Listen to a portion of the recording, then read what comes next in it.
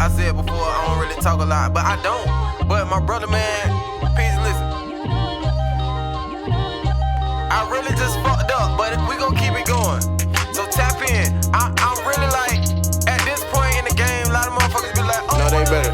They should put me on the big stage. Tap in. You know it. Tap in. You know it. Tap in. You know it.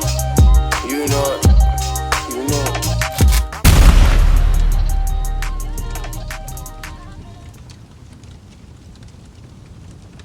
Hey, so welcome to ALLGAS Podcast. It's your host, Marley P, aka Geronimo Joe.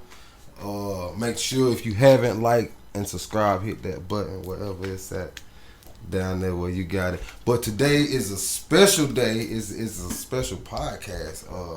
I got Rob Thomas with me. Yes, sir. You know what I'm saying? You get me? This was kind of manifested, wasn't it, man? It had to be, man. Facts.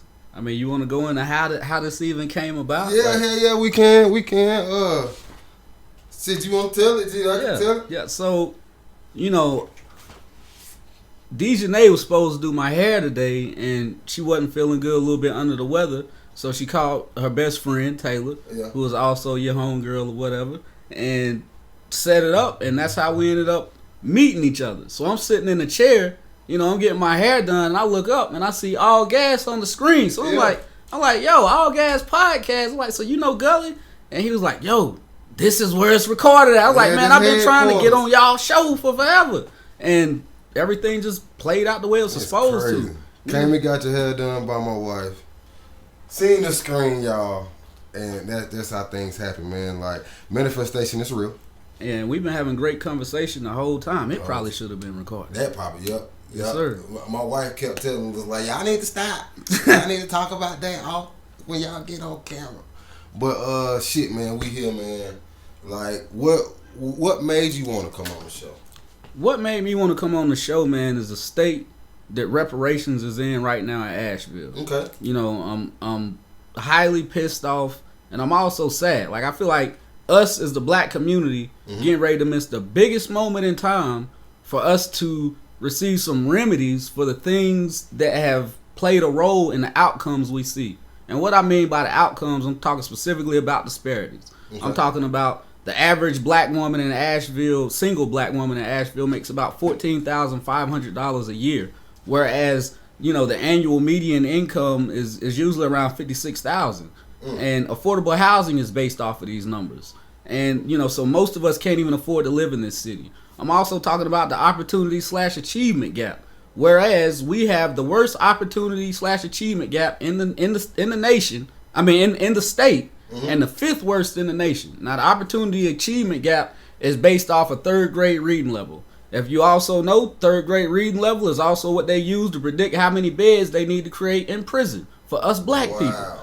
And like, I can continue to go on in different systems, whether you talk about economic mobility and employment rates, whether you want to talk about healthcare outcomes as far as, you know, infant mortality in the black community, or whether you want to talk about housing and generational wealth and home ownership. The work that I do shows and proves that all these situations were created intentionally by policies and practices that were racist and discriminatory. So these things were done into us intentionally. Now, through the law, it also states that if negative discrimination, being the things that you see in the community, such as urban renewal, or explicit discrimination where they don't give us contracts as they should, and 90% of the contracts go to white people, and so many other things, if you can show and prove that these things were done intentionally, and you can show and prove the negative impacts of those things, you legally can do positive racial discrimination. Positive racial discrimination is when you do something specifically for one race. You know what I mean? It makes it legal at that point to specifically do something for one race. And what does that look like? It could look like guaranteed annual income. It could look like scholarships. It could look like home ownership grants. It could look like set aside contracts exclusively for black owned businesses. It could look like so many different things, but there are a couple most important things that I would like to talk about today, which we should be looking into and we should be demanding at this point. And so that's why I'm here, bro, because I feel like the broader black community, the people like us, you know, because y'all may not know a whole lot about me. I spent 11 years incarcerated. I came up from the streets. I sold drugs. I robbed people, just like a whole lot of other people in this community. Yeah. And I am a direct result of these disparities. You know what I mean? And this right here could be used to uplift that portion of the community. Yeah. And right now, the way I see it, the people who are in the decision-making seats, they don't come where we come from, bro. You know what I'm saying? They got college degrees. Yeah. And, you know, us as black people, like, we all part of the same struggle. Like, I'm sure they got family members went to jail and all these things, but they ain't been in the seat like a lot of us as far as having to hustle just to survive. Or still out here struggling, living paycheck to paycheck to make these ends meet. And so their situations doesn't seem as urgent as what the situation really is. Well, I go back to these communities and I have conversations with kids who tell me, you know, their parents on drugs, and then we have a whole lot of relatable stuff to where they going through stuff that I went through as a kid. And that's why I'm out here doing this, man, because nobody should have to go through what I went through as a child and as a young adult to obtain success. Yeah. And I feel like a lot of the black people that's in decision-making seats don't really have that perspective, and they don't really look at it as, you know, these things were intentionally done and things should be intentionally done to undo them. They look at it as black people are just out here making bad choices and we lazy and we just authentically criminal minded. It's not that. No, it's not that at all. But at the same time, they can't deny the metrics and the numbers behind all the things what I just described. The issue is they are employed by the government. And so it leads them to uphold the government systems and look for the government's best interest when it comes to dealing with matters such as reparations. And that's how they get their funding. That's how they get that paycheck, and that's how they keep their families fed, which I understand that.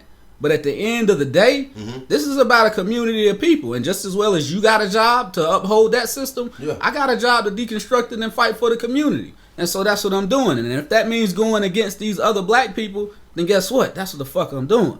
And so that's why I'm here, is to expose some things and also to provide a vision. I feel like, you know, my community perishes daily for lack of vision.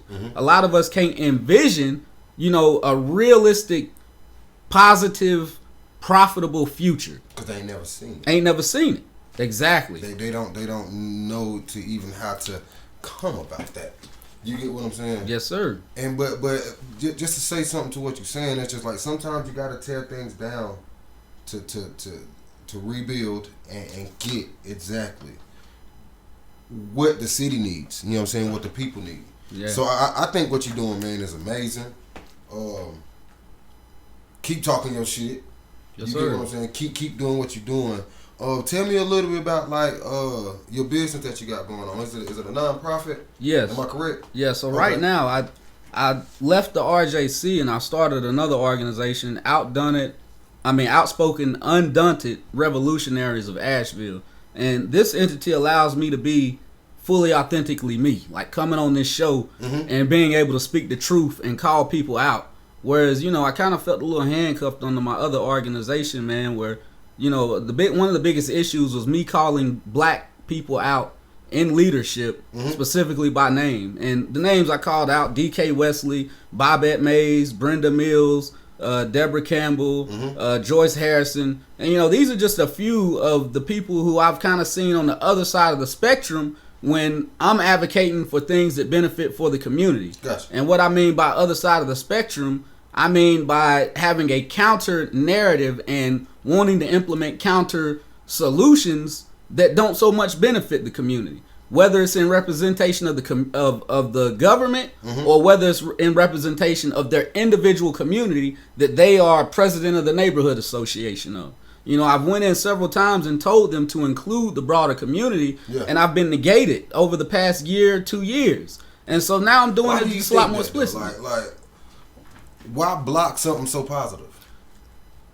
It's not a full-on block. A lot of it is redirection, right? So, you know, I'll speak for one individual, Miss Bobette Mays, whereas, you know, she's president of her neighborhood association, right, bro? Yeah. And so Brenda Mills, she was director of the Office of Equity and Inclusion, and she had been organizing something called the Village Roundtable, which, you know, the neighborhood associations are invited to participate, and this is a way for them to get resources from the city. So right there, that creates a power dynamic and gives Brenda Mills leverage to be able to get Bobette Mays to take an approach or a stance that defends the city's best interests. Now, Bobette Mays is not, most definitely not always just in the corner of the city. Okay. She still represents her community, which is Shiloh, right? But in this instance, through the reparations process, she was able to get $250,000 earmarked for her neighborhood association. Wow. And so for me, my role coming in was like, yo, okay, it's cool. Like, I appreciate that each neighborhood association, each Black Hood neighborhood association is looking to get $250,000 a piece out of this reparations process. Yeah. But what about subsidized housing? You know what I'm saying? What about Hillcrest? What about D Review? What about PVA? What about Spruce Hills? Yeah. What about Klondike? Yeah. What about all these other places where most of the Black people here live? And then don't let me get started on how we done been here for years. Yes. Yeah. And then what about the people who live on the outskirts? What about the people like you who had to move out to Weaverville? Yeah. Probably because the city is too expensive. I know I live on the outskirts because the cost of living is high. Exactly what about the people out in Wellington Park? And what about the Black people that's in a whole lot of the other surrounding areas of the county? Man, you saying some shit, man. And so that's what these people are trying to avoid addressing. Right now, what's going on, they want to do community engagement to involve a broader section of the Black community for 30 days. I've been out here door knocking for 2 years, bro, and still ain't been able to reach but a small section of the Black people. What you gonna do in 30 days? Exactly. Check a box and make it look good. Make it seem as if you did something. And $250,000 at the end of the day ain't shit. You can't even buy a house here for $250,000. And it's gone. It's gone.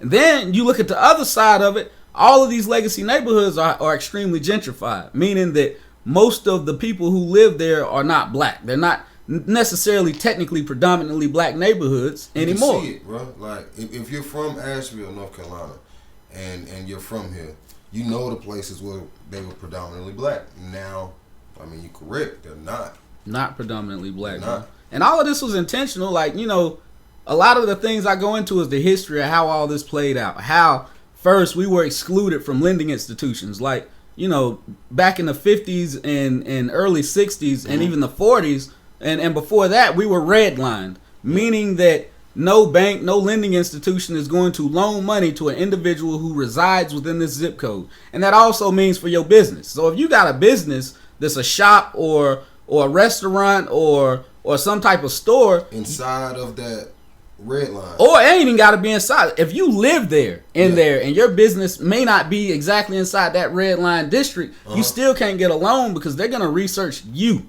And so with that being the case, you had a whole lot of Black businesses and homes, because what people don't realize is that how people really fix their houses up is they go to the bank and they get a renovation loan, or they refinance their mortgage and they invest it into their house. Their property value rises, and they also send children to college off of these same tools and everything too. And so we were excluded from this for decades, right? So that means that our communities became what they labeled as blighted. And so blighted means falling apart. That means you got people with roofs falling apart. You got people with dirt floors. You got people with no plumbing, no electricity, Black people now, because we did not receive the type of capital investment that these white neighborhoods did. We couldn't go out and get loans. And also, we had to circulate the money that we made inside of our own communities. It's called an economic floor. Yeah. So the first thing they did was divest and prevent this, and also prevent us from moving out of these communities, because if you were coming from a red line community, you couldn't go buy a home in a community that was blue lined or yellow lined. My nigga, you teaching me so much shit. I didn't mean to cut you off. You teaching me so much shit. Like, and it's just the beginning, man. It's just the beginning. So it's just like, that's how they set up the stage. Man, this is crazy. Make sure y'all paying attention. Man, continue, man. All right. So they do this shit to us, right? So now you got our communities fucked up. You got our houses falling apart. You got our businesses in shambles. So then, late 50s, 60s, they create a program called urban renewal. And through urban renewal, if your community was blighted, what I just told you what blighted was, falling apart, dilapidated buildings, all this stuff going on, what the program was supposed to do was come and renovate your community, renew your community. I call it urban removal, because what they did is they removed Black people out of these communities. Everybody, businesses and all. We lost over 112 businesses alone through urban renewal. Hotels, doctors, schools, stores, businesses, bro. Southside alone took a massive hit. Like the whole Rivers Arts District, gone. And so they come in and they require you to sell your shit because it's blighted. They make you sell your shit for the market rate which they determined, which was pennies on the dollar. You know what I'm saying? And then, you know, they're supposed to give you the first option to come back in, but we'll get to that later. How they also dressed it up was, look, we got these developments over here that has plumbing and electricity, and you no longer have a wood floor. You've got a floor that you can mop now. And you know what these communities were? These communities was Hillcrest. They was PVA. They was Klondike. They was Deaverview. Wow. So they moved in, forced our people to sell their shit, and moved us into the projects, my nigga. Okay. So then, while in the projects, we were supposed to have the first option and the ability to come back into ownership of the land that they required us to sell. But they had a whole lot of crazy stipulations in there. Like, one of them was you had to have $10,000 in the bank. Yeah. Like, I ain't got $10,000 in the bank today. $10,000 in the bank back then was a lot more than what it equals today. So, so right now, you've literally got great-grandmothers, grandmothers, and mothers that all living in the same project, generation after generation, where maybe the great-grandmother or the grandmother was the individual that lost their house through urban renewal. And that's just one of the big injustices that we trying to address through reparations. Like, it's a whole, like, I sit here and talk for 3 hours about the intentional fucked up shit that they did to us and why we in the situation we in right now. Yeah. I overheard you say a name earlier. You was on the phone. I wasn't eavesdropping. I apologize. Yeah, but East End. My dad talks about East End a lot. That's where he grew up. Yes. And a lot of his friends that I talked to, that East End come up. I was not born. Then it just come through stories. So you know about it. I really don't know too much. I know what my dad told me about it. But what can you tell me about East End? East End was a thriving black community. Mountainside was also the project that was over there, like right below East End, where near McCormick Field. They done tore it down. Stevensley area. Yep. Okay. So all of this East End area. Was it the place where the city sits now? The sanitational building, right? Right below the block. Yeah, that's part of. So that's part of it. That was urban renewal property. Okay. That sanitation department. Matter of fact, most of the properties downtown near the block, we're talking about the police department, we're talking about the fire station. Those places were built on top of land that was once owned by black people that was taken through urban renewal. Shut the fuck up. Now multi-million-dollar properties, bro. And they paid maybe $10,000, $15,000, $20,000 and forced these people to move out. Yeah, facts. Wow. And so back to East End, my parents, my father anyway, grew up in East End, and you know, when he was a child, urban renewal forced my grandmother, his mother, out of that home, and they were able to find another house on Annandale, North Asheville. My great aunt also, Catherine Corner, also had a property over there, and she was able to find a house on Blanton Street. Okay. But yeah, East End, they deconstructed East End. There's a few, you know, that's some great residents still out there. Shout out to Miss Renee White, the leader of East End area, excuse me, and president of the neighborhood association. And so East End was another thriving black community that was completely deconstructed through urban renewal and is, you know, greatly gentrified, but you still have a nice vestige of black people there that's trying to hang on to their heritage and their culture. Gotcha. Like I say, they also attend the Village Roundtable and do their best to receive, I wouldn't say assistance, but equity and justice through city support. Because I can't call it assistance because the city is very quick to put up a greenway, $1 million greenway in one of these white communities. Meanwhile, our black community street can be falling apart, and we have to go to war just to get the streets fixed. I used to work for Go Green. I helped build back in the day. It's been a couple years, but I helped build a lot of them greenways. Yes, sir. Yeah. Yeah, so you know what it be like. I know what you're talking about. I definitely know what you're talking about. And so, you know, urban renewal is one of the biggest, most obvious things that happened to us. Like I say, they also did a lot of predatory lending, where lending institutions did things called reverse mortgages, where, you know, they go and they was usually tricking an elder black person into, hey, we see that you can't afford to pay your mortgage and your house could potentially go into foreclosure if you sign this document we will cover your mortgage for you. Now, in the fine print, what own happens your is, yeah, when you die, your house don't go to your descendants. Like, the house goes to the bank. You know what I mean? And this is what we call predatory lending that happened to a lot of people. You know, my grandmother also lost her house through some predatory lending practice on 80 Annandale, where, you know, I was supposed to inherit that property through the will and stuff. Yeah. But, you know, I feel like I've outlined a little bit of the problems, but, man, like, what I'm really hearing, what I really want to talk about, some solutions that we as the black community should be, like, actualizing. Like, right now, bro, since 2020, we've had the biggest amount of social capital that black people in Asheville has ever had. Social capital is the ability to use our face cards to get what the fuck we want just by using our voice.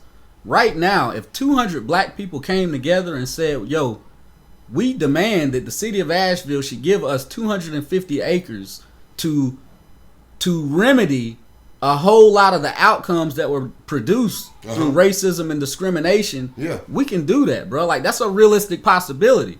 But we have to come together, 100 to 200 to 300 of us have to come together and show up and make our voice known and our presence known. Man, did y'all hear my nigga just now? He just said 200 to 300. Us black folk come together. We can get what we want, y'all. And I want y'all to Google some shit, man. Like we black folks, like we love our devices. You know what I'm saying? We know how to do our own fucking research. Google Soul City.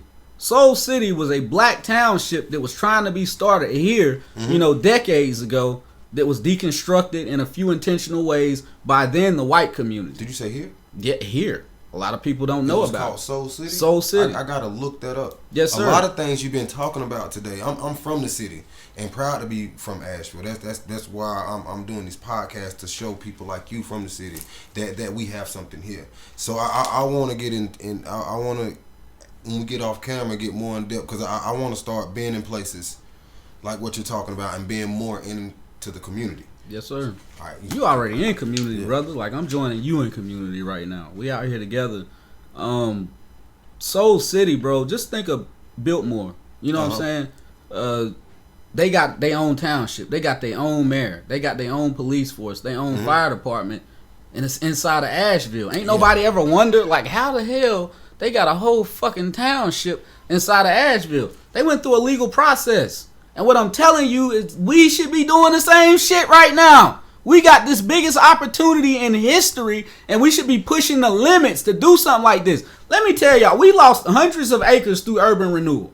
Right now, we've got reparations on the table. They pulled up all the statistics, all the numbers, and we have all the proof that they intentionally did these things to us. And the situation we in right now, whereas black people ain't making no money, because tourist industry and hospitality is the biggest industries here in the city, because we get left out on contracting, and because we don't own land and real estate and we don't have no generational wealth, what we should be demanding from the city right now is to build our own shit.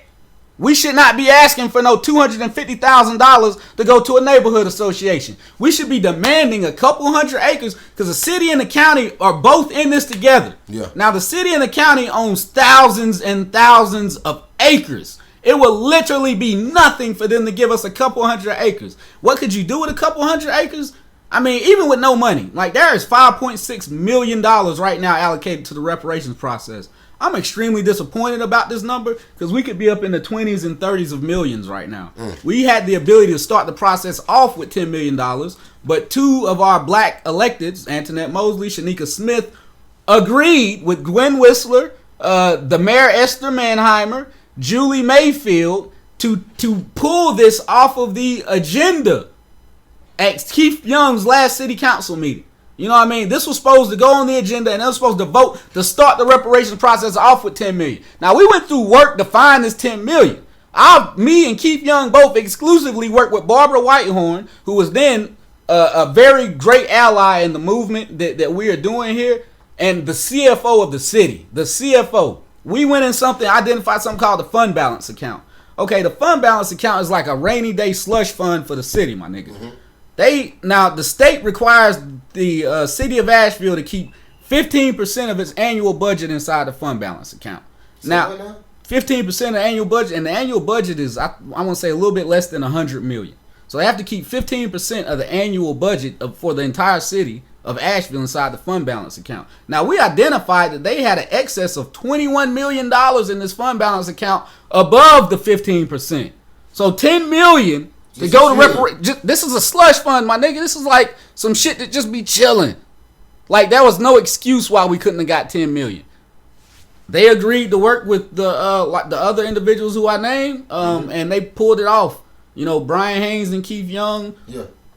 Like, all they had to do was come together as black people. Antoinette Mosley, Shanika Smith, Keith Young, Brian Haynes. That would have been 4 people, because that's what you need. You need majority on council. There's 7 council members, and it takes 4 council members to pass a vote. The mayor was able to use, you know, persuasion, if you ask me, to where they were able to get these individuals to take it off the agenda. Now, I personally called Shanika Smith and Antoinette Mosley, like, why are you going to, this is before the meeting happened. I'm like, why would you agree with the mayor on taking this off? And they both said basically the same thing, because Keith Young didn't come to me.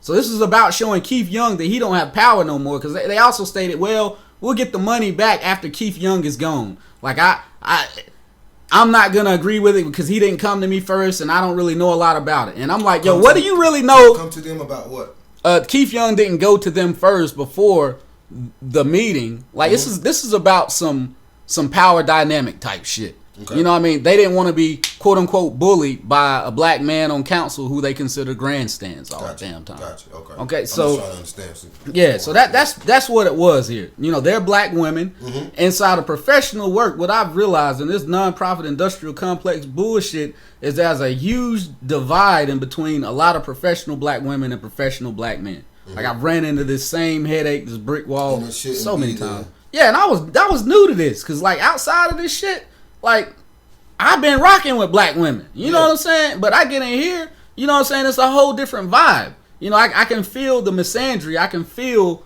how I be treated differently because I'm a man, and there's barely any men, especially black men, in the spaces that I'm in, bro. Like, you know, I usually be the only black man in these spaces. And so anyway, Shanika Smith, Antoinette Mosley, they agreed with Mayor Esther Manheimer and Gwen Whistler to, you know, pull this, and Julie Mayfield was also city council woman then, to pull it off the agenda, meaning that the public would actually never even knew about it. Like, they would never know about this. And so that was the biggest injustice done starting off. Now, I've been in 10,000 battles with the city over different pieces of this process. Yeah. And that's why people, they'll read a newspaper, oh, the city council and county commission are putting $1 million a year into the reparations fund. What people don't know is that me and others advocating with me had to fight with them for 6 to 8 months to get them to do that. Like, they don't see the battles we fight. And so when they read it in the newspaper, see it on the news, it looks like, oh man, these city council people, they great. They looking out for the black community. Like, no, they ain't. Because what could have been done is we should have started out with $10 million. Yeah. And then where we should be right now, we should be first of what I stated, demanding hundreds of acres from the city and the county, because they have portfolios to where they can collaboratively give this to us, and we can start building our own shit to solve our own problems without looking for handouts. This ain't a handout. This is us getting justice. Yeah. This is remedies for the things that they've caused, bro. You know what I'm saying? Another part of where we should be at right now is, like I said, $10-20 million in, and I shouldn't even be looking at the city or the county trying to get funding from them. Yeah. People like me, activists, organizers, I should be going out in the private realm right now. I should be going up against Biltmore Estate, disrupting their cash flow, trying to take out 10% of their annual revenue with bad PR and direct action, so that then they may agree to give 3 to 5% of their annual revenue to reparations to build up the fund. They don't even want you to know these type of numbers, bro. Nah, they don't, bro. They don't want you to know that. They pulling in billions, my nigga. Yeah. Like, no, they don't want you to know that. I should be going up against Grove Park Inn right now. I should be going and doing my best to deconstruct the TDA. You still fighting the fucking city. The city.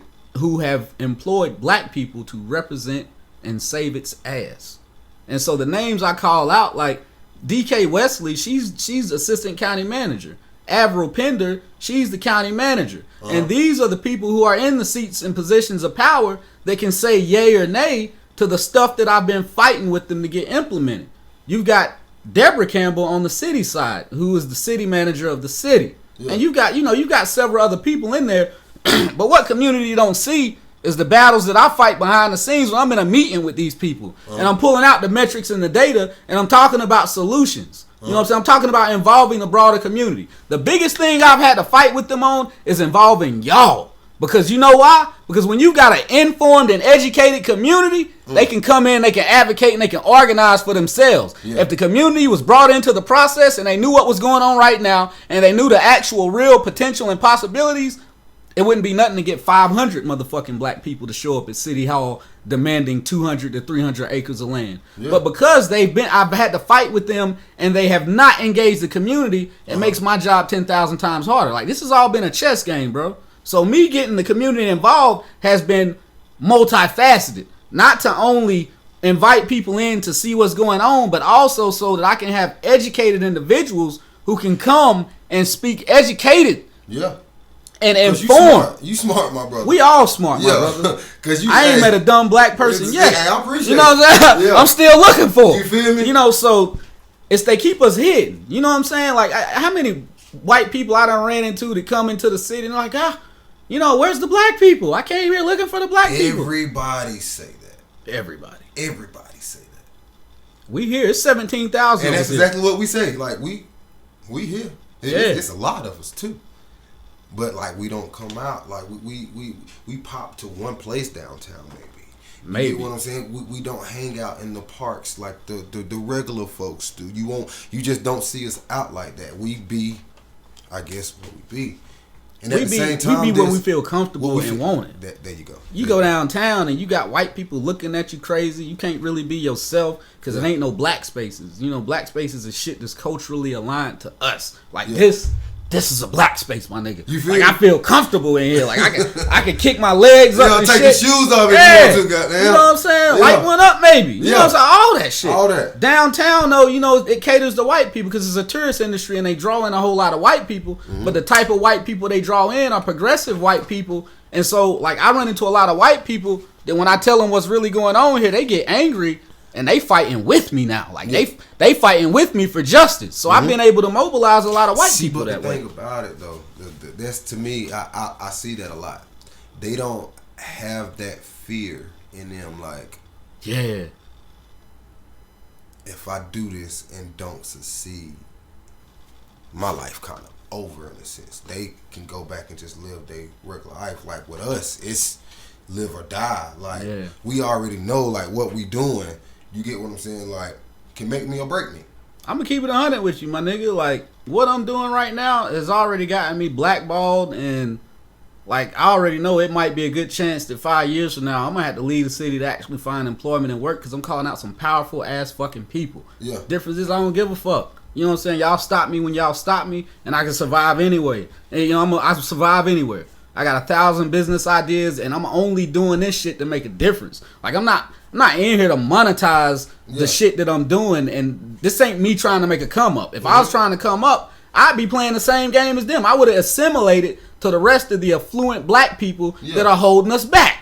You know what I'm saying? And so you right, like they got a lot of leverage over the black community. So these same Negroes that I say are on the other side, they're victims in this shit too. Yeah. Because at the end of the day, they got families to feed. And so if they take the stance that I'm taking right now, them niggas gonna be without a job, bro. Yeah. You know what I'm saying? So they can't do it. So it's on me to do it. But the same grace that I give them in understanding the situation you in, I hope you to understand the job that I'm here to do. And we just on opposing sides right now. But I recognize that you're a victim. I recognize that you part of this system too. But I'm here to support the community. I'm not here to support government processes and make sure that government can continue to run in the way that it's been ran for the few decades that it's been running. Like I'm here to help us up out of this struggle. Whereas the same thing I hear from a lot of black people in positions of power is they want to look out for all people. And it's like, so when did looking out for black people become not looking out for all people? Like there are so many studies out like Citigroup. Do y'all research Citigroup? Do Citigroup and Google Citigroup and how much racism costs America in a year. If we got rid of racism, bro, the GDP, gross domestic produce of the country would increase by trillions immediately and then exponentially grow over the next 10 years. Damn. So if they got rid of the generational wealth gap is measured at about $800 and some thousand dollars per black person. Yeah. If they gave every black person in America $800 and some thousand dollars, our GDP would increase trillions every year. These numbers can all be Googled on Citigroup now. And they so know this. They don't want. They don't want the community to know, because like if white people knew this, I feel like they'd have a different stance on reparations. Oh, well, I'm airing this whole thing. And it's like, yo, let's think about this, people. White people, Asian people, Latinx people. Say people. Yeah, people. Yeah. So if you gave us reparations, do you think that when we create our businesses, we're only going to hire black people? Do you think that when we get our reparations, we don't even have the infrastructure to only spend the money inside of black businesses? Like, y'all wasn't complaining about the stimulus. You know what I'm saying? Each stimulus check went to, quote unquote, the lower rung of society, and it benefited everybody because they know we're going to spend it inside of establishments and it's going to better the whole economy. Like, what we're getting cheated out of right now is the biggest stimulus for America, because it solves so many different issues. It decreases the crime rate. We all know that if you oppress and impoverish a people, crime starts running rampant. Yeah. Out of survival, bro. Like, that's why you got of survival. Yeah, I call it quality of life crimes. You know what I'm saying?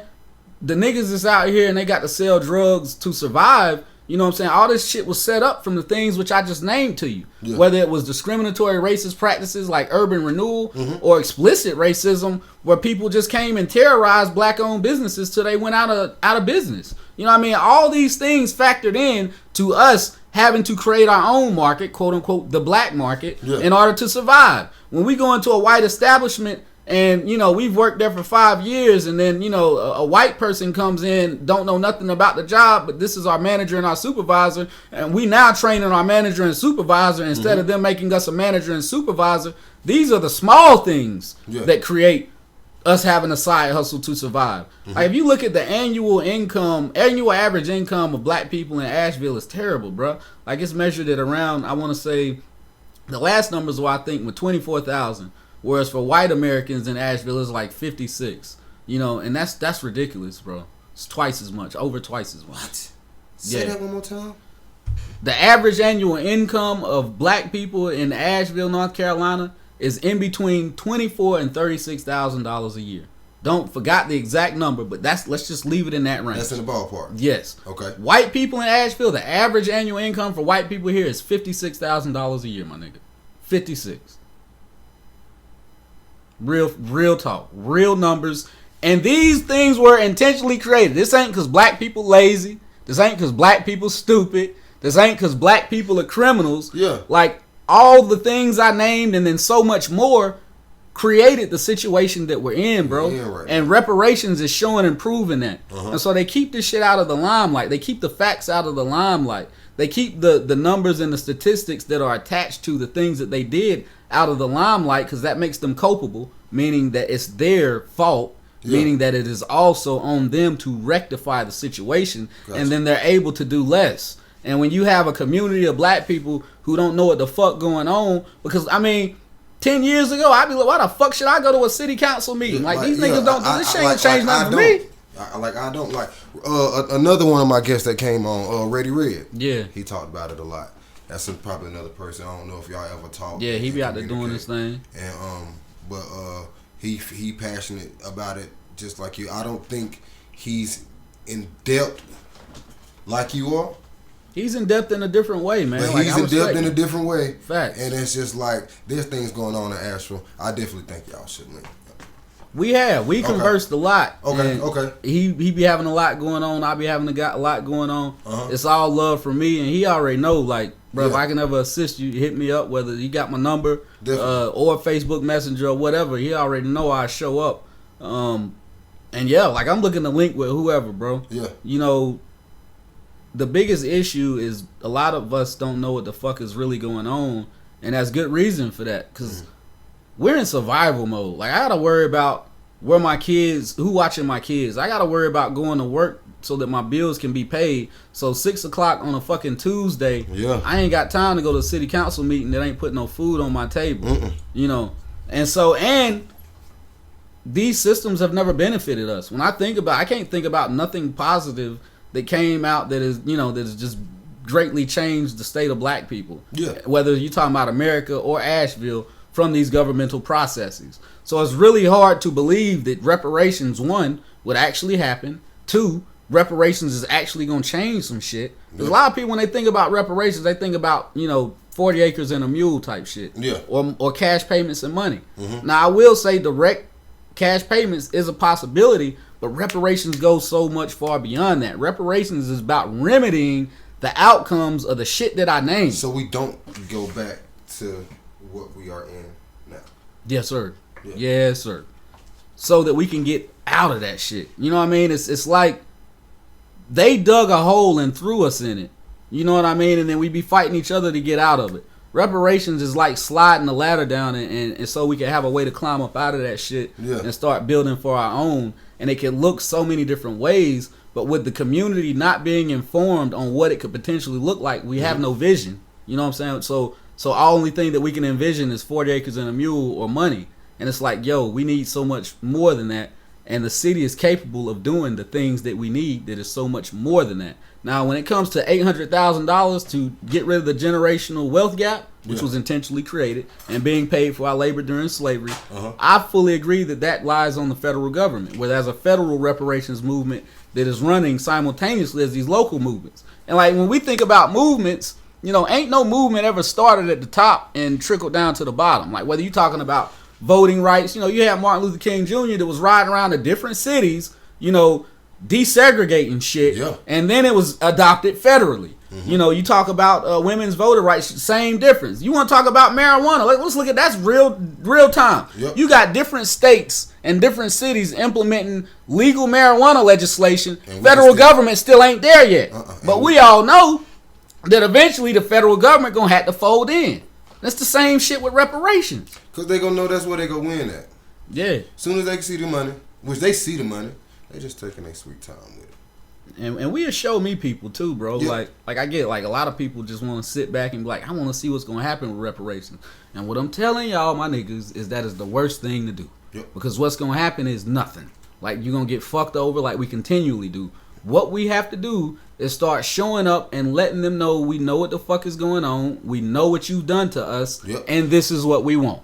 We want a few hundred acres of land and the ability to determine our own futures and realities by utilizing said land in a manner that we control, that is not controlled by any electeds. Leave us the fuck alone. Yes, let us do this shit. We know we all the solutions lie within us. We know how to solve our shit. We done had our own time. Yeah, if they would have just let us solve our problems, we wouldn't be here. Like, you want to go into COINTELPRO and how the federal government intentionally came and deconstructed many black movements and destabilized the black community at large? Like, we were implementing solutions then. Like, food stamps was based off the Black Panthers food program. Like, a lot of people don't know this shit, bro. Like, we have been creating the solutions to our problems. I didn't know that. And then they come and take our shit and pervert it, my nigga.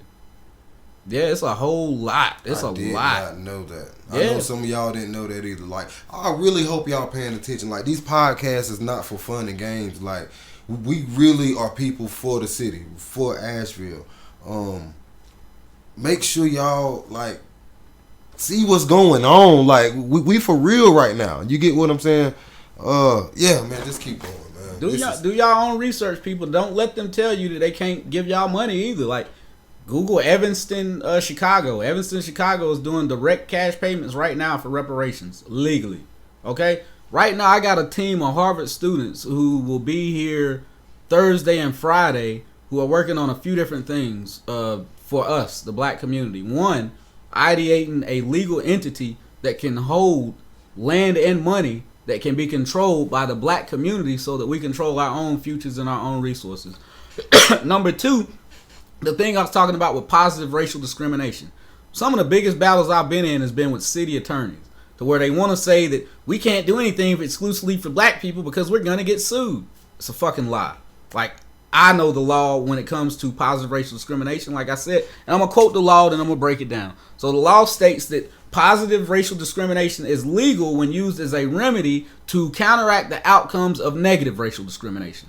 So positive discrimination, again, is when you do something explicitly for one group of people. In this case, it would be black people. Negative discrimination is when you've done something intentionally that has caused negative things to play out within a group of people. Now, I just named like a couple things: urban renewal, racist lending practices, block busting, and steering inside of the housing community. Keeping contracts away from us at the governmental level, and even explicit racism. Like, those are just a few things that we know for a fact has happened and still produces negative outcomes. The negative outcomes is, well, it was that number that I told you, $14,500, which is the average annual income for a single black mother in Asheville. $14,500, my nigga. Listen, y'all. A year. And so we are in a prime position to get positive racial discrimination. What we are asking them to do is uphold the law. We're not asking them to break the law. We're asking them to uphold the fucking law. To do what they are. Yes. Be who you say you are. That's it. That's all we asking for. That's it, bro. And That's so, it, man. It's got me pissed off. It's got me frustrated because I've been fighting this battle for 4 years, my nigga. And most black people in Asheville, they really don't know exactly what it is I do and what the fuck this battle actually looks like. Yeah. And unfortunately, it looks like me fighting a bunch of black people that the system has hired to put in place to defend it. I can't even say that white people have been the biggest hindrance. Like, I've had a massive amount of white support inside of the government and outside. I'm talking about white people who work inside of the government that are like, we see what's happening and it's fucked up and we want to do something about it. Yeah. And it'd be the niggas that be like, well, it doesn't work like that. We can't. And it's like, motherfucker, it do work like that.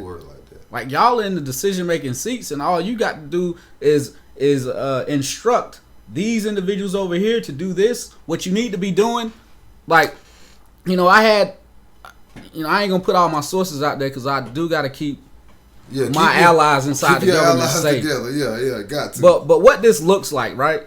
And I will throw the black people under the bus and white people too if they own the fuckery. What this looks like is, let's say you got a city manager or a county manager in position, and now they have the power to tell the city and county attorneys how to do their job. And how does this look? It looks like, hey, they could phrase the question in one or two ways. The first way is, hey, can you research how I can legally positively discriminate and how we can do this in a very conducive form and fashion. The other way is the way that I've been told that has been happening the most, which is, hey, can you create a legal argument of why we can't do these things? And so you see the difference there? Yeah. That is how this shit has been playing out, bro. And you know what? A lot of it is vendetta. A lot of it is because it's me. Right? Yeah. Like, I've been fighting these niggas and I've been winning battle after battle. Yeah, now y'all got to put $1 million in annually to the reparations process.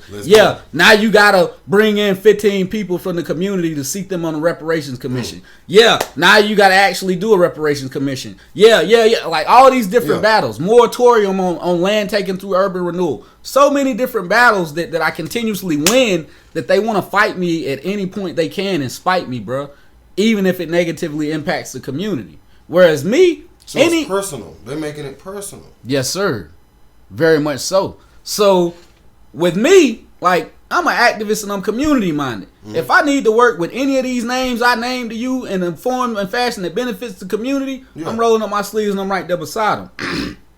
I can say, I called out D. Williams as one of the names, whereas, she has a long history in Asheville for going in and, she'll get things organized in a form and fashion where she financially benefits off of it, and then the work ends up not getting done or completely falls the fuck apart. Like, this is one of the people they intentionally placed on the commission. Long history in Asheville. I can name a few different initiatives that she was a part of. But at the same time, D. Williams is an extremely intelligent black woman. So there have been some impact focus area meetings, because this is the meetings where the work happens. It's usually twice a month. The community doesn't know about, again. It's supposed to be held in community. If you ask me, it should be held in the middle of Hillcrest, in the middle of Klondike, in the middle of PVA, and shit like that, where people have been disenfranchised. But it ain't. They've been fighting me on that shit too. But anyway, what this looks like is D. Williams is extremely intelligent, and sometimes she on point about some shit. It's been several times where we in the IFA meeting and me and D throwing each other layups on some shit. You know what I'm saying? Because this ain't a vendetta for me. This is about the outcomes for the community. And I can say that even D. Williams think like that. I don't think D. Williams moves off vendetta. She moves off self-interest. But hey, And that's what sometimes puts me and her on the opposing spectrum, because I'm trying to open up the gates and doorways for the community. She trying to open the gates and the doorways for herself. You know what I'm saying? And for her pocket. Yeah. She got a nice Corvette though, drop top. That's mean. Like I ain't even tripping. This is a Cadillac. It might even be a It might be a Corvette. Motherfucker red. It's nice. But yeah, she get that check. But what I'm here for is to benefit the community, bro. You know what I'm saying? If I wanted to get that check, I'd be doing some of my for-profit business ideas. Like, a lot of people don't know, my nigga, but I worked with Mountain BizWorks before I came into this because I was a commercial driver, and I built a business plan for a dump truck business with extremely positive cash flow statement. Cash flow is your projected numbers for the next few years, and my numbers were moderate, meaning that I lowballed. Like, I ain't even really put in there what I could be making. Gotcha. And they loved it so much that they said that they wanted to give me a $10,000 low interest rate loan so that I could purchase multiple dump trucks and start up my dump truck business. What I do, I said, look, this was like August of 2020. I say, look, I'm knee deep in protests. Like, there ain't gonna be no other point in time where we as a black community have the ability to do what we doing right now. I'm gonna continue doing what I'm doing because I can see the future and what this is gonna do. Now I will come back and implement this later. You know what I mean? Right now I'm still community minded, but you can best believe like this ain't the work that I'm trying to fucking make $1 million off of. Yeah, this is me fulfilling my life purpose and thanking the universe, thanking God for the way that I've been blessed and doing my duty as a human being. So anybody who out there thinking like I'm in this shit to make $1 million, like you got me fucked up. Yeah, like there's a million ways to make $1 million, and this ain't the route that I would choose. Because to make $1 million in this shit, usually you got to sell out your community and become one of them tokenized, affluent black people that I'm fighting against. Yeah. Like, and I refuse to do that. I'm not an assimilationist. I don't plan to conform. Like, my whole goal was to come in here and make space for people like us. Yeah. You know what I'm saying? Niggas that come from the struggle, still in the struggle, or always been close to the struggle. You know what I'm saying? Like my goal was never. Once you got the skin color, you close to the struggle. Facts. Even the black people I'm going up against. Yeah. Like I say that all the time. Yeah, you said that already. You know what I'm saying? Like they victims just as much as I am. You know what I'm saying? Like can never take that away from them, bro. But we just got different goals and intentions at the moment. Like I'm trying to deconstruct some shit that they are being paid to uphold. Like, you know, you don't make it to county manager inside of the city or county of wherever the fuck you reside by going against the grain. Yeah. Like that's the highest position inside of that entity. Like you make it in there by assimilating. And if you black, you actually got to be extraordinary. So the black people I'm going up against, they some extraordinary black people. Yeah. Like this ain't, I don't want y'all to take it lightly. These people ain't no idiots. Like it's been a hell of a fight. I'll put it that way. Yes.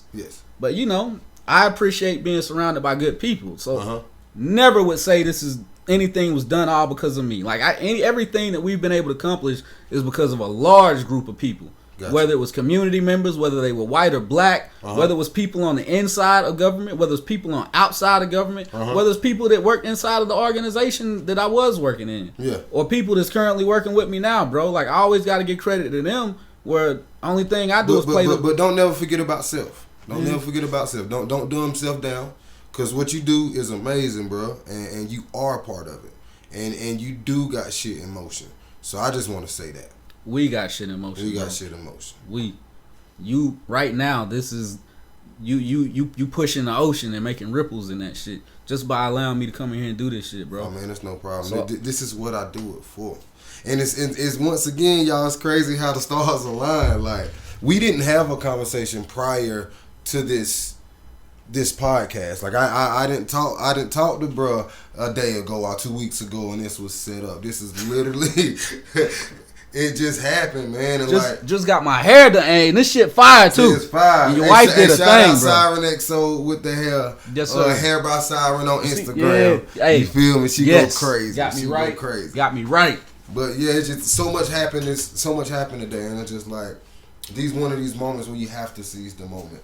You have to stop what you're doing. You thought your day was going to go a certain way, but it's going to go better now. You get what I'm saying? So like, bro, I appreciate you coming, man. I appreciate you. I remember seeing Red and several others on the ALLGAS podcast, and just being in conversation with Gully. Like, yeah, we need to get together.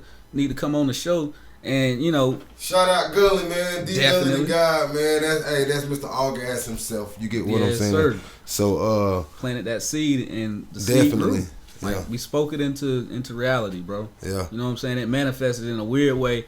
I ain't even know that I was coming to the studio, the All Gas Up studio to get my hair done. And yeah, I wish we'd have had it earlier. Like, man, been chopping up with you all morning, man. Yeah. Like, I respect your intelligence so much. I respect your authenticity and realness. Yeah. Like, yeah, man, ain't too many brothers I run into like you that I can converse with, and I can just feel the vibes. Like, I feel the authenticity. I can feel the honesty, and just feel the good-natured person. But also, you can feel that warrior back there too, though. You know what I'm saying? Yeah, he in there. Yeah. He in but why should it be out right now? It's two brothers together conversing something great. Yes, sir. Some real intellectual shit, and like the world don't see that often. Facts. You get what I'm saying? So I call Asheville like Little Wakanda, because we got these mountains around us. Like you don't know we here. Oof. Just like how you just said, we just said like, where the black people? We here. It's just like there's a force field around us or something. Like you can't see us or something. But we here. This is Little Wakanda. We are all the Black Panthers. Yeah. You get what I'm saying? So It's just like the world didn't know about us. This the moment in time where we gotta stand up, y'all. Like they trying to shut down the reparations process by June.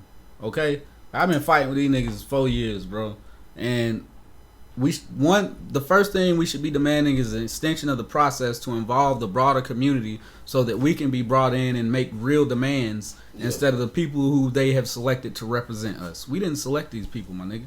You know what I'm saying? So involving us and allowing us to be informed, educated, and proximate to the process so we can actually get some real solutions that decrease disparities. Now, you know, everybody might not know what a disparity is. Disparity is the numbers that I gave you. That $14,500, that's one disparity out of many. Another thing I'd like to shout out is the stateofblackasheville.com. If you really want to know the fucked up state that black people are in Asheville, North Carolina, go to the stateofblackasheville.com. You will see all the numbers I'm telling you and then some. You'll see numbers in economic mobility and development. You'll see numbers in education. You'll see numbers in housing. You'll see numbers in criminal justice, the rates that they are arresting our black men at. And you'll also see numbers in public health. And like, you know, these are the things that we live and we know the stories attached to them, but we don't see the numbers. Yeah. The weird thing is a lot of the people see the numbers, but they don't have the stories that we fucking know. And when you start attaching stories to them goddamn numbers, people start feeling bad and change happens. I'm gonna make sure I have everything with whatever you want in the description. Everything he's listing is going to be in the description, so you can look it up. The website, it'll be all down there too. So like, I'll make sure you're able to find what he's talking about. Yeah, and I just started a new organization a couple weeks ago because, like I say, you know, people in positions of power pressured my board and several other things, forced me out of my previous organization that, you know, I built up truly. And so I started my own new organization, Outspoken Undaunted Revolutionaries of Asheville. The website URL is ouravl.org. So that's OURAVL.org.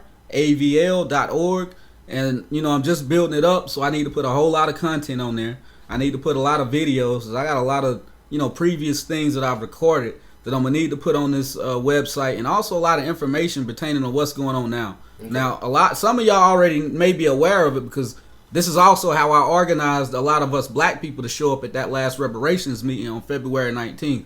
And if you listening and you showed up to there, I thank you. It makes a difference. Like, that was able to be leveraged to where we're able to do so much more now. You know, a ripple effect of that is the reparations process itself being given $93,000 to then hire black people from the communities to go out and engage the community. You know, before it was a fight with them to get them to even do $45,000. You know, y'all showing up in numbers pressures the city and they don't want to look bad. The trick to these people is they don't want to fucking look bad. So what do we need to do? We need to show up, call them out, and tell them, hey, if you don't do the right thing like Spike Lee, we're going to make that ass look bad. Simple as that, man. Simple as that. Where can the people find you? If somebody that want to help your cause, help what you got going on, where can the people find you? Again, that same website, ouravl.org. Okay. Not if I said .com, excuse me, but it's .org, ouravl.org. Working, like I said, it's new. So today I should have the fiscal sponsorship set up to where I should be able to accept donations. And also, I'm getting ready to start building a rather large volunteer squad back up. Okay. Now, us black people, I know we in survival mode, bro. A lot of us don't have the disposable time and disposable income to give our time or money away. Where I need us to show up as black people is I need you to sign up. I need you to go on the website, join, so that I can keep you educated and informed on what the fuck going on, and so that I can tip you off on the prime times that y'all need to show up and speak out. You know what I mean? That way, because you ain't got time to sit back and watch a city council meeting all week. You know what I'm saying? You ain't got time to go through those documents. We do. We going through those documents, and we letting y'all know. I want to shout out my other website, GAPAVL.com. It's the Government Accountability Project. Actually, it's GAPAVL.org. I don't know why the hell I keep saying .com. GAPAVL.org. And what we do on here, we got a squad of volunteers. They're mostly white because they have a lot of disposable time. Thank you to my allies who willing to do this and do it intelligently and reasonably. Definitely. What happens is they go through all the commission meetings, or the most important commission meetings, and they look and see what is red flagged as negatively impacting us as black people in Asheville. What's called inequitable actions. And so we got this website to where we got them monitoring this shit, and we put out red, yellow, or green.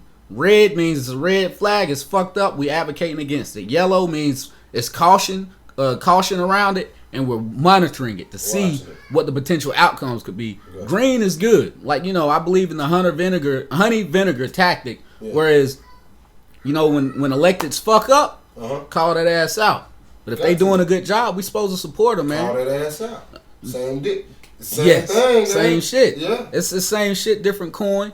I feel like one of the biggest issues of what we got going on, one of the biggest reasons why we have these issues, bro, is because we get black people elected, and one, we don't hold them accountable, call them out. Two, on the other side is we don't support them when they doing the right shit. So a lot of the shit that they need to do would potentially be considered as political suicide.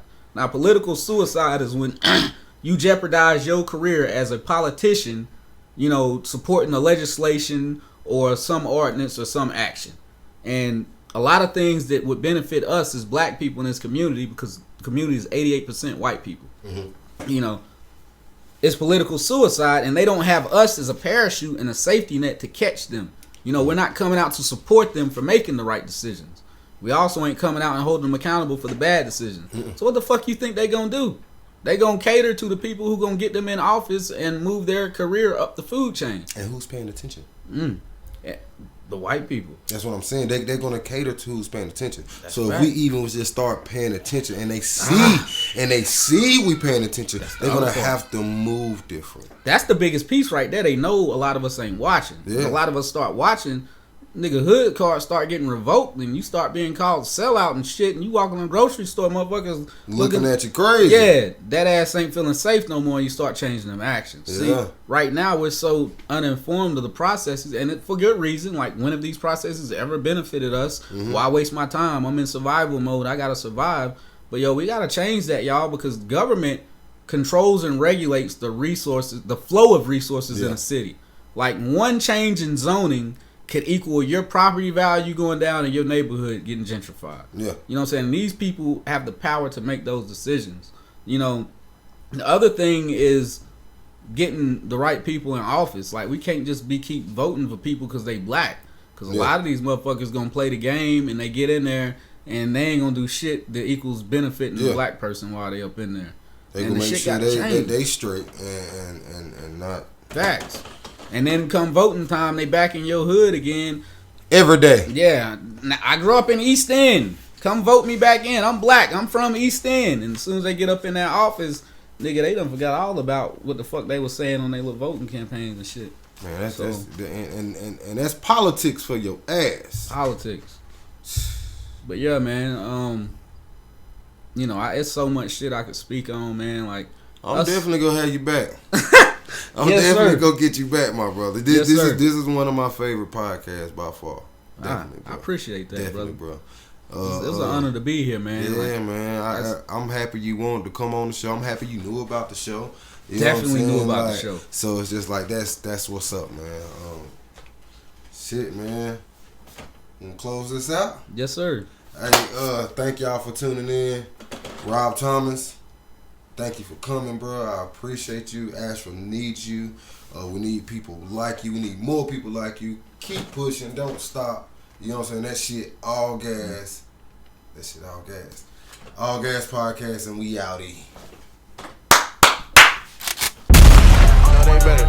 They should put me on the big stage.